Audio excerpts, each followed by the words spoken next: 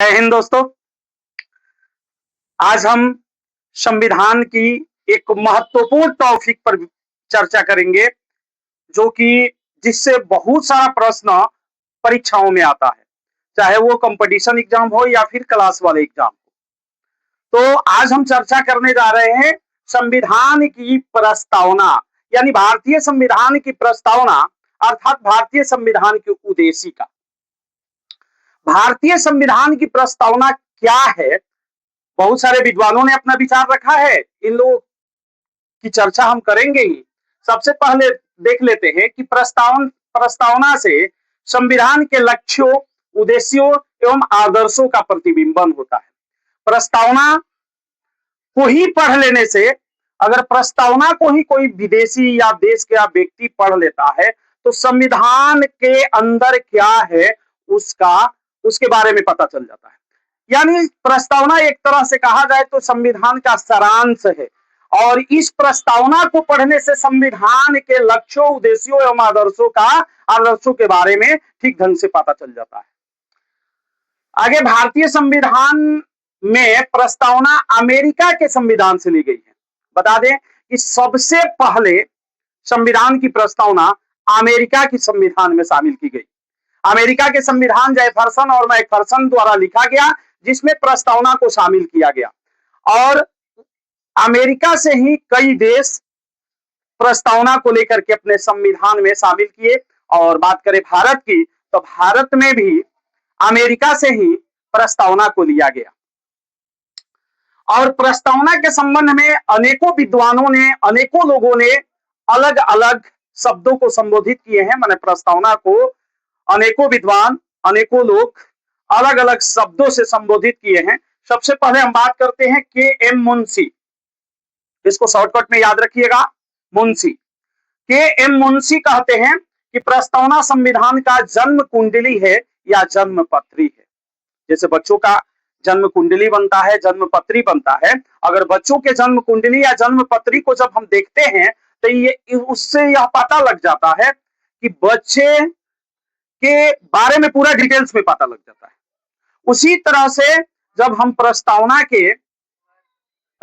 को पढ़ते हैं तो संविधान के, एक तरह से कहे कि पूरा संविधान का खाका के बारे में पता लग जाता है कि संविधान में क्या है। इसीलिए मुंशी जी, यानी कि एम मुंशी ने कहा कि संविधान की प्रस्तावना जो है, वह प्रस्तावना संविधान की कुंजी है या जन्म पत्री है, जन्म कुंडली या जन्म पत्री है। एम मुंशी के अनुसार जन्म कुंडली या जन्म पत्री है। परीक्षा में पूछता है कि किसने कहा कि संविधान की प्रस्तावना जन्म कुंडली या जन्म पत्री है। जन्म कुंडली भी पूछ सकता है, जन्म पत्री भी पूछ सकता है। तो के एम मुंशी याद रखिएगा। संविधान प्रस्तावना को संविधान की जन्म कुंडली या जन्म पत्री कहने का काम किए के एम मुंशी। नाना पालकी वाले कहे परिचय पत्र। नाना पालकी वाले संविधान की प्रस्तावना को संविधान की परिचय पत्र कहे, यानी प्रस्तावना को परिचय पत्र कौन कहे? पालकी वाले। नाना पालकी वाले परिचय पत्र कहे, के मुंशी जन्म कुंडली या जन्म पत्री कहे। ठाकुर दास भार्गव संविधान की आत्मा कहे, यानी ठाकुर दास भार्गव प्रस्तावना को संविधान की आत्मा कहे। के एम मुंशी जन्म पत्री कहे, नाना पालकी वाले परिचय पत्र कहे, और ठाकुर भार्गव दास क्या कहे? आत्मा कहे। ठाकुर भार्गव दास प्रस्तावना को आत्मा कहे। सर्वोच्च न्यायालय ने भी संविधान की प्रस्तावना के संबंध में कहा, भारतीय संविधान की जो प्रस्तावना है उस प्रस्तावना के संबंध में सर्वोच्च न्यायालय ने भी कहा, सर्वोच्च न्यायालय कहा कि प्रस्तावना संविधान निर्माताओं के विचारों को जानने की कुंजी है। प्रस्तावना जो है वो संविधान निर्माताओं के विचारों को जानने की कुंजी है। यानी प्रस्तावना से संविधान निर्माता के जो विचार थे, जो लोग संविधान लिखने वाले लोग थे, उनके विचारों के बारे में पता चलता है केवल प्रस्तावना मात्र पढ़ लेने से। आगे हम बात करते हैं कि प्रस्तावना का आधार क्या है, माने किस आधार पर प्रस्तावना बना, कहां से ला करके प्रस्तावना बना। तो सबसे पहले आपको जवाहरलाल नेहरू ने 13 दिसंबर 1946 को उद्देश्य प्रस्ताव रखा था संविधान सभा में। हमारे संविधान सभा का गठन 1946 में हुआ। संविधान सभा की पहली बैठक में डॉक्टर सच्चिदानंद सिन्हा को अस्थायी सदस्य चुना गया, चूंकि वरिष्ठ सदस्य थे। और दूसरी बैठक में डॉक्टर राजेंद्र प्रसाद को संविधान सभा का अध्यक्ष चुना गया, अस्थायी अध्यक्ष बने। और तीसरी बैठक में, यानी तीसरी बैठक कब होती है संविधान की? 13 दिसंबर 1946। 6 दिसंबर 1946 को संविधान सभा की गठन हुई। 9 दिसंबर 1946 को प्रथम बैठक हुई, जिसमें डॉक्टर सच्चिदानंद सिन्हा को अस्थायी अध्यक्ष चुना गया। फिर 11 दिसंबर को संविधान की दूसरी बैठक होती है, जिसमें डॉक्टर राजेंद्र प्रसाद को संविधान सभा का अस्थायी सदस्य चुना जाता है। और फिर तीसरी बैठक जो कि 13 दिसंबर 1946 को हुई, जिसमें पंडित जवाहरलाल नेहरू उद्देश्य प्रस्ताव रखे। और उस उद्देश्य प्रस्ताव को संविधान सभा 22 जनवरी 1947 को अपनाती है। और उसी उद्देश्य प्रस्ताव के आधार पर संविधान के जो संवैधानिक सलाहकार थे बी.एन. राव, उन्होंने प्रस्तावना का खाका तैयार किया या प्रस्तावना का प्रारूप तैयार किया। ये तो प्रस्तावना की बात हो गई। संक्षेप में कहे तो 13 दिसंबर 1946 को संविधान सभा में पंडित जवाहरलाल नेहरू उद्देश्य प्रस्ताव रखे। उसी उद्देश्य प्रस्ताव को संविधान के संवैधानिक सलाहकार बी.एन. राव प्रस्तावना का प्रारूप तैयार किए, जिसे संविधान सभा 22 जनवरी 1947 को अपनाया और संविधान में शामिल किया। प्रस्तावना में एक बार संशोधन भी हुआ है। जब इंदिरा गांधी की सरकार हुआ करती थी, 1976 में 42वां संविधान संशोधन हुआ। और उस 42वां संविधान संशोधन में प्रस्तावना में 3 शब्द जोड़े गए। पहला शब्द क्या जोड़ा गया? पंथ निरपेक्षता, जिसको धर्मनिरपेक्षता भी कहते हैं। किताबों में अक्सर धर्मनिरपेक्षता शब्द मिलता है, लेकिन संविधान में देखने पर पंथ निरपेक्षता शब्द मिलता है। तो 42वां संविधान संशोधन जो कि होता है 1976 में 42वां संविधान संशोधन किया गया, जिसे मिनी कॉन्स्टिट्यूशन भी कहा जाता है, लघु संविधान भी कहा जाता है, क्योंकि 42वां संविधान संशोधन में संविधान में बहुत अधिक परिवर्तन किए गए। यहां तक कि प्रस्तावना में भी 3 शब्द जोड़ दिए गए। पहला शब्द जुटा पंथ निरपेक्षता, जिसको धर्मनिरपेक्षता भी कहते हैं। हम धर्मनिरपेक्षता पर एक वीडियो बनाएंगे। दूसरा शब्द जुटा अखंडता, अखंडता यानी एकता, खंड न हो देश, तो अखंडता शब्द को जोड़ा गया। और तीसरा समाजवाद को जोड़ा गया। यानी 1976 में इंदिरा गांधी की सरकार हुआ करती थी। इंदिरा गांधी जब प्रधानमंत्री थी, उस समय 1976 में भारत के प्रस्तावना में, भारतीय संविधान की प्रस्तावना में 3 शब्द जोड़े गए। 42वां संविधान संशोधन करके 1976 में 3 शब्द जोड़े गए। पहला पंथ निरपेक्षता, जिसका दूसरा नाम है धर्मनिरपेक्षता, दूसरा अखंडता और तीसरा समाजवाद। बात करें पंथ निरपेक्षता की, तो भारतीय संविधान में यह ऐसा जिक्र किया गया है कि भारत का कोई राष्ट्रीय धर्म नहीं होगा। भारत में सभी धर्मों को समान समझा जाएगा। धर्म के आधार पर किसी के साथ पक्षपात नहीं किया जाएगा और न ही भेदभाव किया जाएगा। और भारत के नागरिक पूर्ण रूप से स्वतंत्र होंगे कि अपनी इच्छा अनुसार किसी भी धर्म को अपनावे। इससे सरकार को या फिर देश को कोई आपत्ति नहीं होगी। कोई भी व्यक्ति अपनी इच्छा अनुसार किसी भी धर्म को अपना सकता है, इससे सरकार को कोई आपत्ति नहीं होगी। ये हमारा भारत सेकुलर है, यानी पंथ निरपेक्ष है, यानी धर्मनिरपेक्ष है। ये संविधान की प्रस्तावना में पहला शब्द जोड़ा गया। दूसरा अखंडता को जोड़ा गया। इस शब्द को जोड़ने का उद्देश्य था कि भारत के लोगों को यह बताया जाए कि भारत अखंड है, भारत की बंटवारा नहीं की जा सकती है। जिस तरह से हम दीवार को जोड़ते हैं, दीवार बनाते हैं, दीवार के बाद प्लास्टर करके पुट्टी मार देते हैं, उस तरह की व्यवस्था हमारे भारत में की गई है। अगर कोई चाहता है राज्य कि हम भारत से अलग हो जाए, खंडित हो जाए, तो असंभव है, उसे खंडित नहीं होने दिया जाएगा। पक्ष को मिला करके रखा जाएगा, ऐसी व्यवस्था की गई है। इसलिए संविधान की प्रस्तावना में दूसरा शब्द जोड़ा गया अखंडता। तीसरा शब्द जोड़ा गया 42वां संविधान संशोधन करके समाजवाद। अब समाजवाद का मतलब है कि समाज में सभी लोग बराबर होंगे। सामाजिक दृष्टि से, आर्थिक दृष्टि से सबको समान करना तो संभव नहीं है, फिर भी यह प्रयास किया जाएगा कि अमीरी और गरीबी के बीच इतनी अधिक खाई ना हो कि लोग एक साथ स्वतंत्र पूर्वक न रह सके, यानी अमीर गरीबों का शोषण न करे, कोई बहुत अधिक गरीब ना हो, कोई बहुत अधिक अमीर ना हो, इतना अमीर ना हो कि गरीबों का शोषण करते रहे, यानी समानता लाने की प्रयास की जाएगी, ऐसा माने प्रयास किया गया। तो भारतीय संविधान में 1976 में 42वां संविधान संशोधन होता है, जिसमें 3 शब्द जोड़ा जाता है, पंथ निरपेक्षता अर्थात धर्मनिरपेक्षता, अखंडता और समाजवाद। आगे हम देखते हैं कि संविधान की प्रस्तावना जो है उसको हम लिखे हैं यहां। प्रस्तावना अगर याद हो तो अच्छा है, नहीं याद हो तो याद भी कर लेंगे तो अच्छा रहेगा। हम प्रस्तावना को पूरा बोर्ड पर लिखे हैं, इसके लिखने का वजह है कि आप ये देख सके कि प्रस्तावना में कौन कौन से शब्द शामिल किए गए हैं, कौन कौन से शब्द जोड़े गए हैं और कौन से शब्द क्या अर्थ बताते हैं।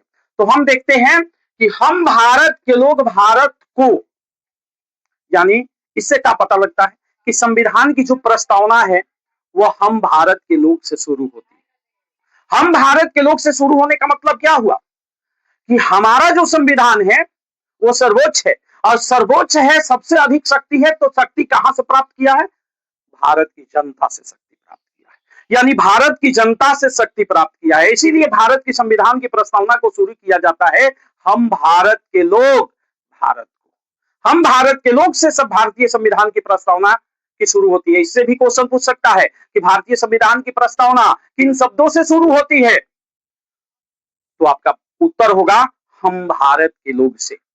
और यह शुरू होने का कारण है कि हम भारत के लोग से शुरू होने का कारण है कि संविधान सर्वोच्च है, सबसे अधिक शक्ति संविधान को सौंपी गई है, और वो शक्ति संविधान को भारत की जनता से प्राप्त हुई है, क्योंकि भारतीय संविधान जो है भारत की जनता स्वयं बनाई है।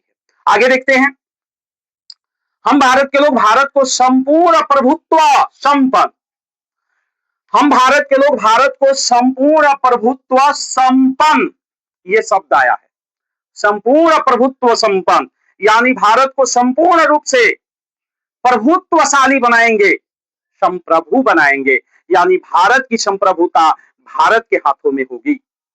संप्रभुता का अर्थ है कि निर्णय लेने की शक्ति, संप्रभुता का अर्थ है शक्ति, यानी निर्णय लेने की शक्ति, चाहे आंतरिक निर्णय लेना हो या बाह्य निर्णय लेना हो, बाहरी निर्णय लेना हो, यानी देश में कैसा शासन चलेगा, किस ढंग से शासन चलेगा, ये भारत तय करेगा।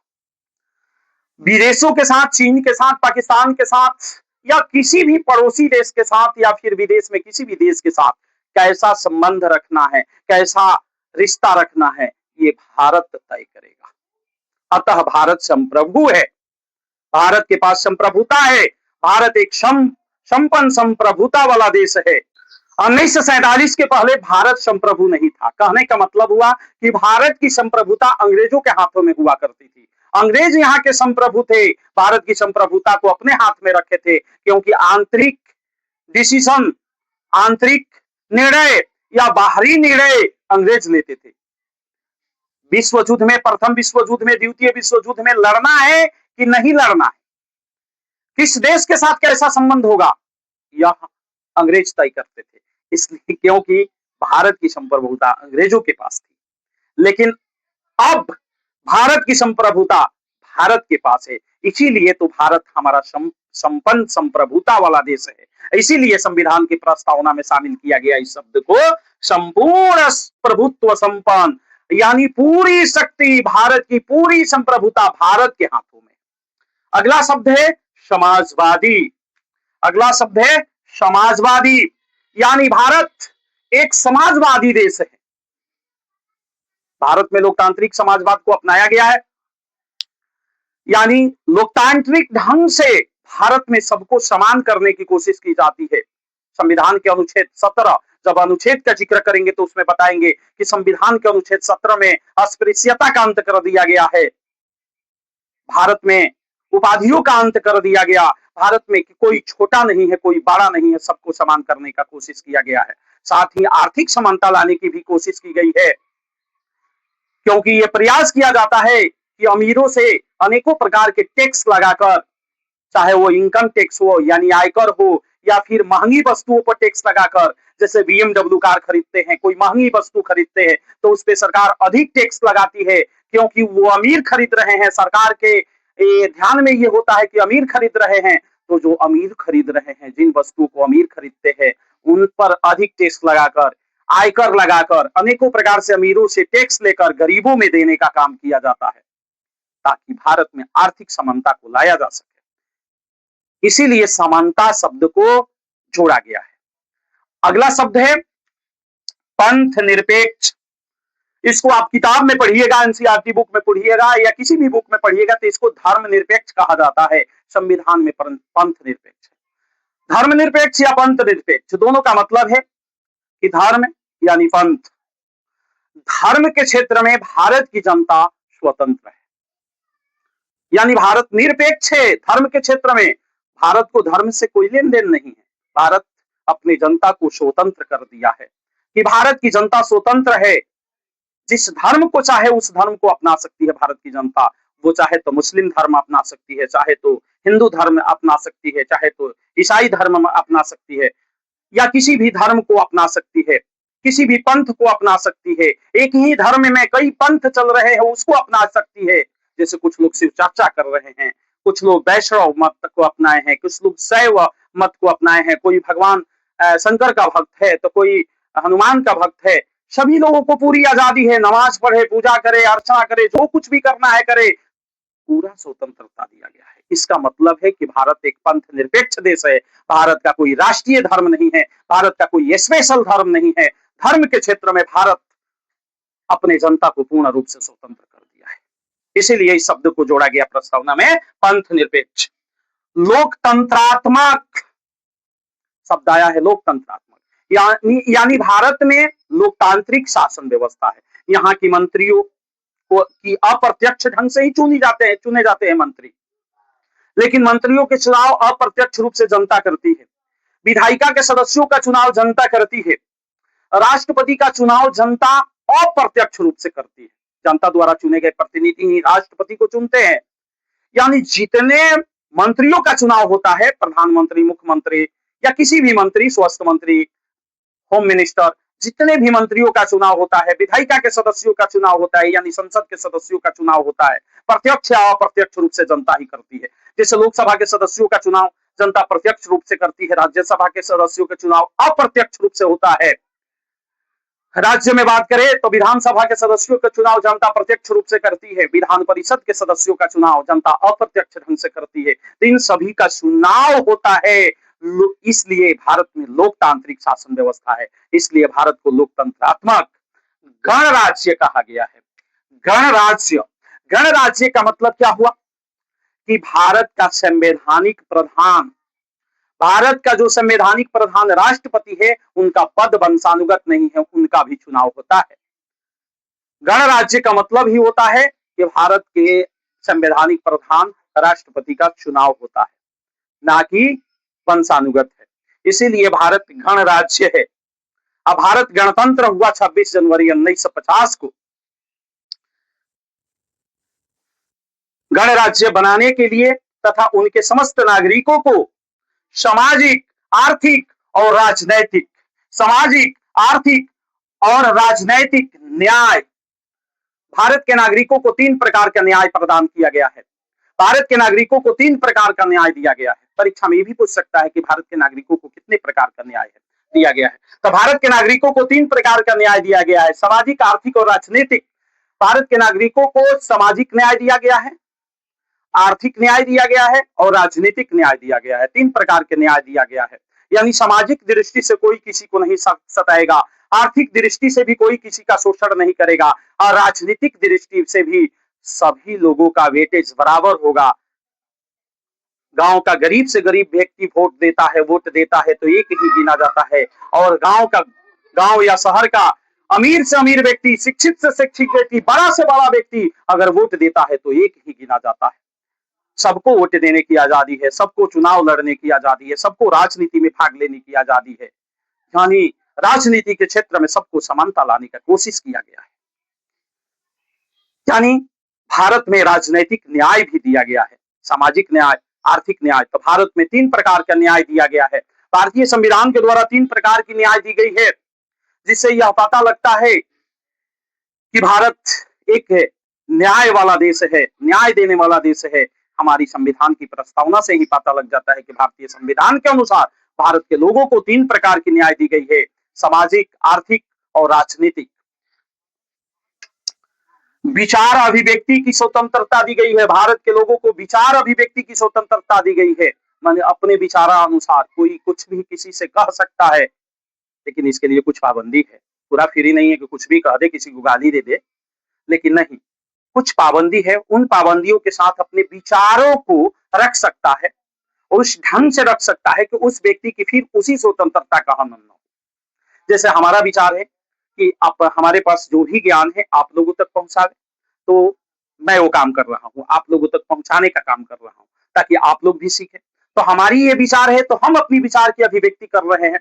इसी के अंतर्गत न्यूज चैनल वाले भी आते हैं, न्यूज चैनल वाले अपने विचारों को रखते हैं, न्यूज चैनल्स वाले किसी के विचार को जानने की कोशिश करते हैं। तो इसी के अंतर्गत तो विचार अभिव्यक्ति की स्वतंत्रता हमारे भारतीय संविधान में दी गई है, जिसको प्रस्तावना में भी रखा गया है।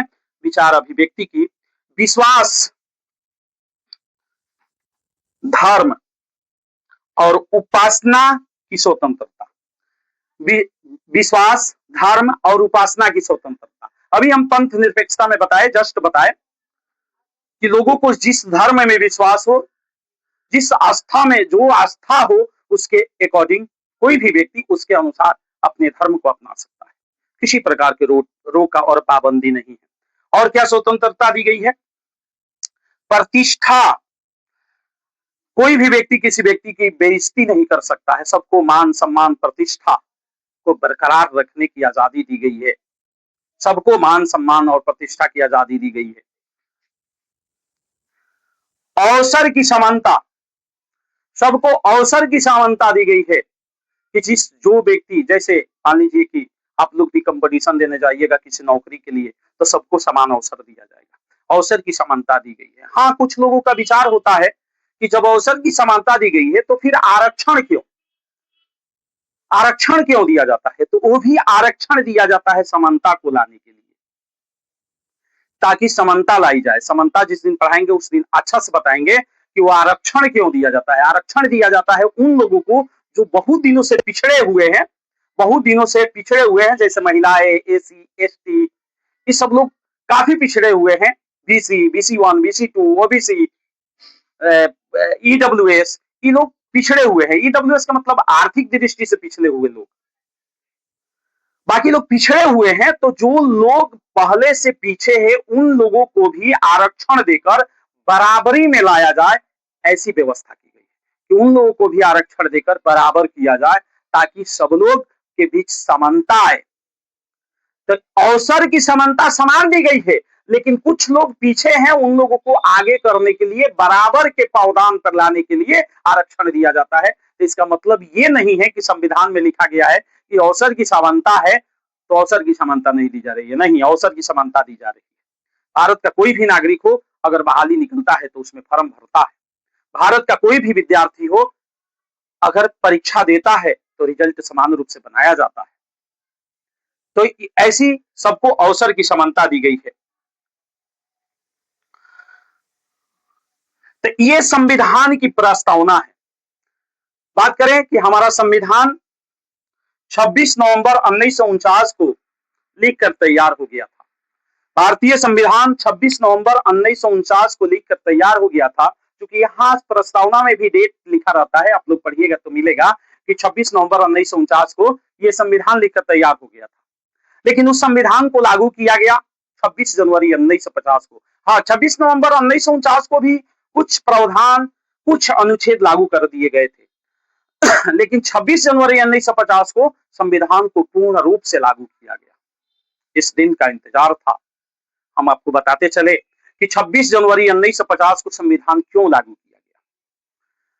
बहुत दिनों से रावी नदी के किनारे, आप इतिहास में पढ़े होंगे या फिर हम आगे पढ़ाएंगे कि रावी नदी के तट पर कांग्रेस का अधिवेशन हुआ था 1930 में। उस अधिवेशन में यह निर्णय लिया गया कि भारत में स्वतंत्रता दिवस मनाया जाए, तो 26 जनवरी 1930 को पहली बार स्वतंत्रता दिवस मनाया गया। उस दिन से हर वर्ष 26 जनवरी को स्वतंत्रता दिवस मनाया जाता था। लेकिन 26 जनवरी को तो आजादी मिली नहीं। हम लोग को आजादी 15 अगस्त 1947 को मिली। 14 अगस्त 1947 12 बजे रात को मिली, 15 अगस्त को हम लोग झंडा फहराए। तो 26 जनवरी को तो आजादी मिली नहीं। लेकिन उस 26 जनवरी के डेट को, उस 26 जनवरी के दिन को याद करने के लिए हम लोग इंतजार किए और इंतजार किए 26 नवंबर 1949 से 26 जनवरी 1950 तक, और ला करके 26 जनवरी 1950 को संविधान लागू किया। इसीलिए 26 नवंबर 1949 को संविधान लिख लेने के बाद भी पूर्ण रूप से संविधान को हम 26 जनवरी 1950 को लागू किए, क्योंकि 26 जनवरी के दिन को याद रखना था। क्योंकि 26 जनवरी के दिन अपना राष्ट्रीय दल भारतीय राष्ट्रीय कांग्रेस पार्टी स्वतंत्रता दिवस के रूप में मनाता था। उस दिन को याद रखने के लिए 26 जनवरी 1950 को भारतीय संविधान को लागू किया गया। ये प्रस्तावना की मूलभूत बातें रही, जो हम बताए उसको एक दो बार देखिएगा, याद हो जाएगा, परीक्षा में आएगा।